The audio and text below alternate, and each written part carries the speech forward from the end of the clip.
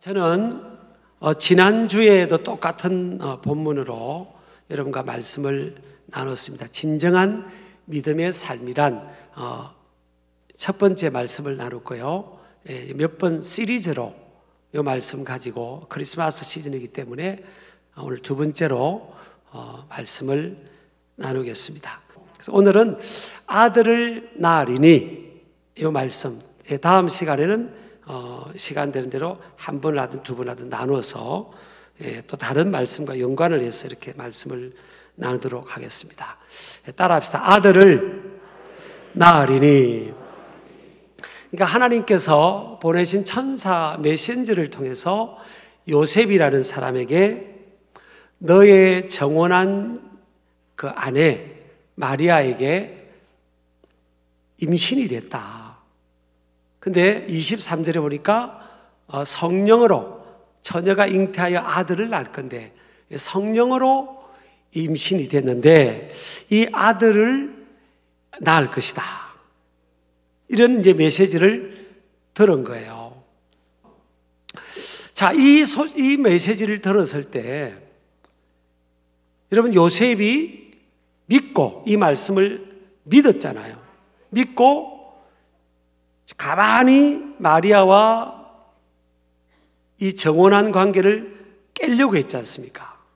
근데 이 하나님의 메시지를 받고 요셉이 돌이켰죠. 여러분, 우리가 하나님의 말씀, 이 복음의 말씀을 받으면, 그것을 믿고 받으면요, 사람이 돌이켜집니다. 환경적인 돌이킴이 오기도 하고요, 또 내면적인 돌이킴도 오게 돼요. 자, 아들을 낳는다. 처녀가 잉태하여 아들을 낳게 된다. 이 메시지가 주는 우리가 분명한 명제가 있는데요. 첫 번째는 하나님은 전능하신 분이시다. 인간의 자연 질서를 뛰어넘어 역사하시는 분이라는 거죠. 그래서 여러분, 믿음의 영역을 우리가 보면, 우리가 믿는 이 믿음의 영역을 보면 인간의 이성적 이해나 지식, 경험 안에서 머무르는 것도 우리가 믿고요, 그것을 뛰어넘는, 그 범위를 뛰어넘는 초자연적인 영역. 그래서 믿음이라는 영역이 자연적인 질서와 원리 속에 일어나는 일을 우리가 믿는 범위만이 아니라는 거죠. 하나님의 초자연적인 영역이 담겨 있다는 겁니다. 그래서 마태복음 28장 18절 이하에 보면 이것을 이제 주님의 지상 대위임령이라 그럽니다. The Great Commission이라고 그렇게 표현을 하는데요, 주님의 마지막 지상 대위임령입니다. 제자들과 주님을 따르는 이들에게 주님께서 하늘로 성천하시기 전에 그 지상 대위임령, 대사명을 맡겨준 내용이 나오는데 18절에 보면 그 말씀을 하시기 전에 무슨 말씀하시는가 하면 예수께서 나와 말씀하여 이르시되 하늘과 땅의 모든 권세를 내게 주셨으니 그럽니다. 여기서 권세라는 단어가 헬라어로 보면 엑수시아입니다. 엑수시아. 이 엑수시아는 엑스는 뭐뭐로부터라는 이런 전치사가 붙어가지고요, 초자연적인 능력입니다. 초자연적인 능력. 이 헬라는 또 우리 배종수 협동 목사님이 세계적으로 잘 아시는데 초자연적인 능력을 말합니다.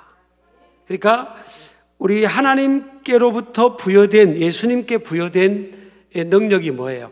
하늘과 땅의 모든 권세를 하나님께서 주셨다는 거예요. 그래서 뭘 하라는 겁니까?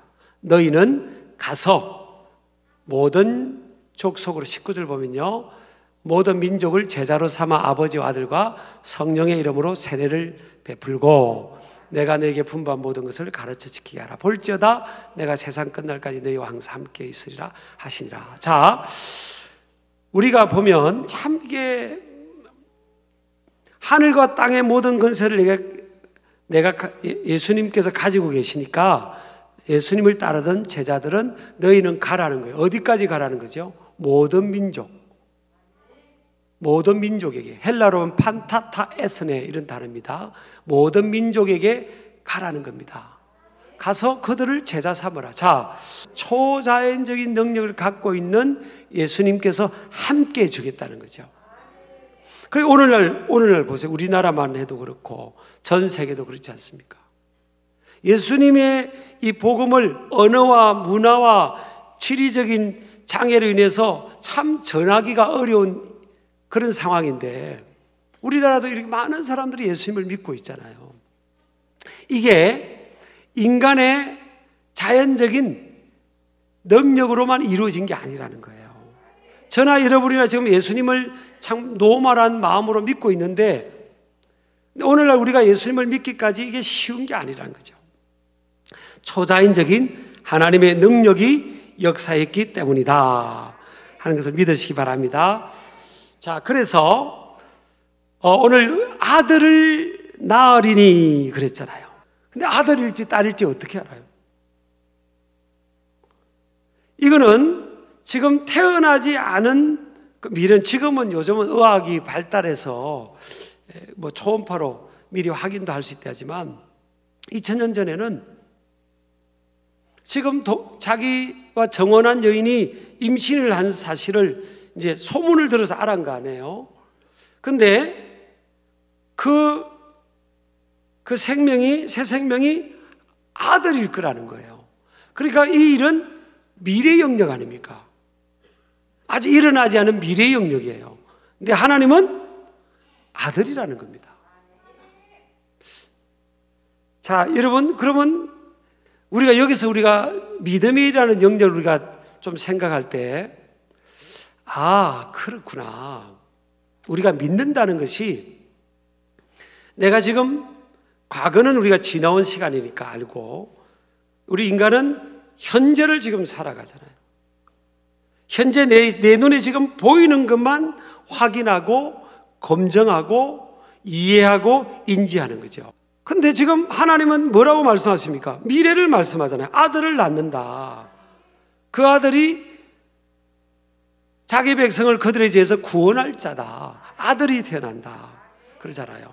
그러면 이 하나님께서 말씀하신 이 시간은 지금 어떤 개념입니까? 인간이 우리가 지금 틀 속에 살아가는, 우리 시간의 틀 속에서 살아가는 개념하고 다른 거예요. 인간의 시간의 개념은 뭐예요? 어떤 영향을 받습니까? 과거를 우리가 경험했으면서 현재 속에 머물러 있잖아요. 근데 하나님의 시간은 뭐예요? 이루어지지 않은 미래. 자, 과거, 현재, 미래, 영원까지 하나님의 시간은 연결되어 있는 거예요. 하나님이 보시는 시간 개념은 달라요. 그래서 우리가 지금은 고인이 되셨지만 조용기 목사님 같은 경우에 보면은 목회 그 어떤 패러다임 또 세계관에서 4차원의 영성이란 말을 하잖아요. 이 4차원의 영성이라는 표현은 뭔가 하면 우리가 살아가는 현재에 머물 뿐만 아니라 믿음의 눈이 열리면 성령의 도우심으로 하나님의 시간인 미래와 영원까지를 바라볼 수 있다는 거예요. 그것을 바라본 그것을 내 현재, 오늘 내가 살아가는 이 삶의 현재, 이것을 끌어오는, 이것이 뭐라는 거예요? 믿음의 영역이라는 겁니다. 그래서 믿음은 뭐라는 거예요? 바라는 것들의 실상이다. 보지 못하는 것들의 증거라는 거예요. 아니, 보지 못하는 것들을 어떻게 우리 알지? 미래의 것을 우리가 어떻게 알지? 이 믿음의 영역에서는 그것이 이루어진다는 거예요. 아직 안 태어나는 그 새 생명이, 임신한 그 새 생명이 아들인지 딸인지 어떻게 알아? 하나님은 말씀하시잖아요. 아들을 낳을 거라고요. 자, 그래서 저와 여러분이 지금 그러면 우리가 믿음을 갖고 있는데 우리의 시간은 어디까지 가야 되겠어요? 하나님의 시간 개념 속으로 들어가야 됩니다. 믿음의 사람은 인간의 시간 개념 속에서 현재 속에서만 매여 있어서는 안 되는 거예요. 현재 속에 매여 있으면요, 현재가 삶의 판단의 기준이 되는 거죠. 그러니까 현재를 살아가는 이 삶에서 내가 어려우면 그 사람은 그냥 어려운 거예요. 그 사람은 그냥 좌절하는 겁니다. 거기에 더 어려우면 절망에 빠져버리는 겁니다. 근데 하나님의 시간 속에 살아가는 믿음의 사람들은 뭐예요? 현재 어려워도 어떻게 해요? 장차 우리에게 나타날 나타날 것은 미래잖아요. 미래. 그 영광을 바라보는 거죠. 로마서 8장 18절에 있잖아요. 현재 고난은 장차 우리에게 나타날 영광과 좋기 비교할 수 없다. 그래서 현재를 살아가는 삶 속에서 원치 않는 고난, 그것이 내 삶의 미래, 영원에까지 연결이 되어서 하나님의 시간 속에 볼 때는 그것이 유익이라는 거예요. 시편 119편의 시편 기자가 71절에 말했잖아요. 고난 당한 것이 내게 유익이라. 이로 말미암아 내가 주의 율례들을 배우게 되었나이다. 아니, 고난이 무슨 유익이야? 고난이 무슨 유익이지? 고난은 고난이고 고난은 어려운데, 저 사람은요, 시편 기자가 저것을 노래했다는 것은 뭐예요? 저는 믿음의 사람인 겁니다. 하나님의 시간 속에 살아가는 사람이에요. 고난은 지금 어려운데 고난이 무슨 유익이야? 고난은 그냥 어렵고 힘들고 나를 힘들게 하고 나를 좌절시키고 내 인생에 유익하지 않는 것이지, 이렇게 생각할 수 있는데, 저 사람은 뭐예요? 하나님의 시간 속에 살아가기 때문에 미래를 보고 영원까지 보는 거예요. 저는 우리가 살아가는 이 코로나19 상황이든, 이걸 통해서 여파로 주어진 우리 삶의 고난이든 또 다른 고난이든, 이것을 인간의 시간 지금 속에서 머물러 있으면 너무나 무겁고 감당이 안 됩니다. 그러나 하나님의 시간 속에서 저 넘어가서 보면, 그래, 이것은 내게 유익이 되는 시간이지, 그렇게 우리가 봐지는 거죠. 또 하나는요, 오늘 아들을 낳으리니 이 말씀을 통해서 우리가 딱 붙들어야 될 하나, 요것만 하고 마치겠습니다. 하나는 생명의 문제입니다. 자, 지금 동정녀의 처녀의 몸에는 아무것도 없잖아요. 생명이 있을 리가 없어요. 남녀의 이 결합으로 생물학적으로 그렇게 결혼 생활을 하고 있는 게 아니니까. 근데 하나님은 뭐라고 했어요? 아들을 낳는다 그랬잖아요. 그럼 우리 하나님은요, 이 아들 예수 그리스도의 이 땅에서의 탄생하신 뿐만 아니라 우리 인생들의 출발이 어디냐는 거예요. 하나님입니다. 어떤 사람은 그냥 우연히 미생물이 이 우주에 존재하고, 그 미생물이 자꾸 바뀌어가지고 이제 원숭이까지 왔다가 원숭이가 바뀌어서 우리가 사람이 됐다고, 이렇게 생각하고 이걸 믿는 사람들이 굉장히 많잖아요. 여러분, 그럼 마지막 우리하고 비슷한 게 이제 원숭이인데, 이 정신 세계는 비슷한 점이 참 많죠. 행동도 그렇고. 근데 여러분, 저 아마존의 원숭이나 아프리카의 원숭이나 동남아시아의 원숭이나 여기 우리나라의 동물원에 있는 원숭이나 모여서 종교를 만들었다는 거 봤어요?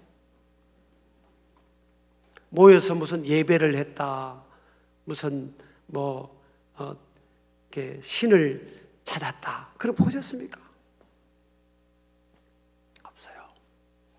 근데 아무리 문명화가 되지 않은 사람은요, 어떤 사람은 미개인이라고 하는데 그렇게 표현하면 안 되고요. 우리가 생각하는 문명의 어떤 기준이나 컨텐츠에서 그런 혜택을 못 받는 어떤 사람들 있잖아요. 자기 소수 민족들 가운데 그런 사람들도요, 모여서 둘 이상 모여 사는 곳에는요 종교가 있습니다. 종교. 자기가 믿는 신이 있는 거예요.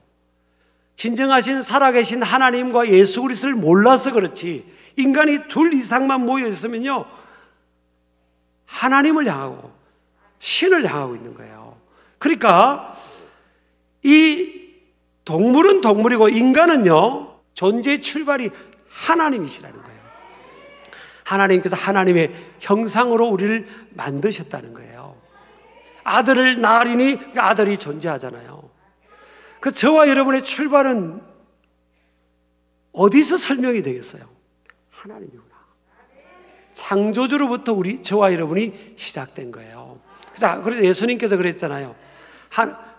온 마음을 다하여 하나님을 사랑하고 내 이웃을 내 몸과 같이 사랑하라. 이것이 우리에게 주신 계명이라는 거예요. 자, 그러면 내 이웃을 뭐 같이? 내 몸과 같이. 여기서 비밀이 있는 거예요. 사람은 왜 사랑해지지 않는지 아십니까? 누군가를 사랑해야 되는 거, 인간을 사랑해야 되고 서로 사랑해야 되는데 왜 사랑이 안 되죠? 그것은요, 예수님의 말씀이 있는 거예요. 내 몸같이 자기를 사랑하지 않는 거예요. 자기를 이기적인 자기 중심적인 자기 사랑을 말하는 게 아니에요. 하나님께로부터 내가 다른 사람과 다른 특별한 존재로 생명의 출발이 하나님께로부터 주어졌고 하나님의 의도와 계획 속에 나라는 존재가 이 땅에 빙이 존재한다는 이것을 알게 되면, 그리고 그 하나님께서 나를 구원하고 새롭게 하시고 정결케 하기 위해서 하나님의 아들을 이 땅에 내어주셨고 고난의 자리에 내어주기까지 하셨으며 나를 사랑하신다는 것을 알게 되면요, 이 자기 자존감이 굉장히 높아집니다. 사람은, 사단 마귀는 이 세상을 살아가는, 저와 여러분이 살아가는 이 세상에서 우리의 이 자존감, 그러니까 자기 자신을 하나님 안에서 존중하고 소중하게 여기는 이런 이 마음, 가치관을 자꾸 일그러지게 만드는 거예요. 하나님 안에서 출발된 이 생명의 소중함들을, 소중한 가치의 이 마음들을 깨트리려고 하는 겁니다. 그래서 자기를 이렇게 안을 수 있어야 됩니다. 내가 찬 배경에 상관없이 그냥 나를 안을 수 있어야 돼요. 자기를 긍정적으로 안지 못하는 사람은요, 남을 사랑하기가 쉽지 않습니다. 왜? 열등감에 잡혀 있으면요, 조그만 일에도 상처받고 뭐 하고 이렇게 쉽지 않아요. 그럼 우리가 우리 자신을 어떻게 소중하게 여길까? 출발이 어디냐는 거예요. 하나님입니다. 그분은 전능하실 뿐만 아니라 모든 것을 아시는 분이고 그분은 실수하지 않는 분이에요. God doesn't play dice입니다. 주사위를 2번 던지지 않는 분이라 했잖아요. 그분의 계획 속에 저와 여러분이 있는 거예요.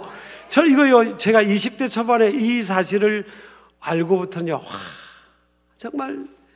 정말 제가 소중하더라고요. 얼마나 소중한지 모르겠어요.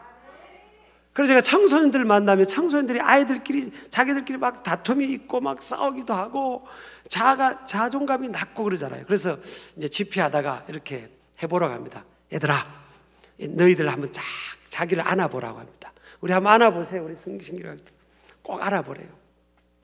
꼭 안아보라고. 그리고